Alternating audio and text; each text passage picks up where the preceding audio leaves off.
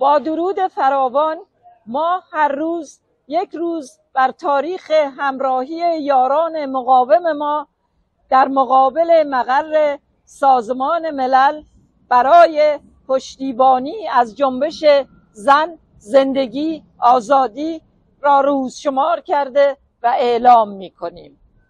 امروز 561مین روزی است که ما سعی داریم شمع این جنبش را روشن نگه داریم و 71مین روز اعتصاب غذای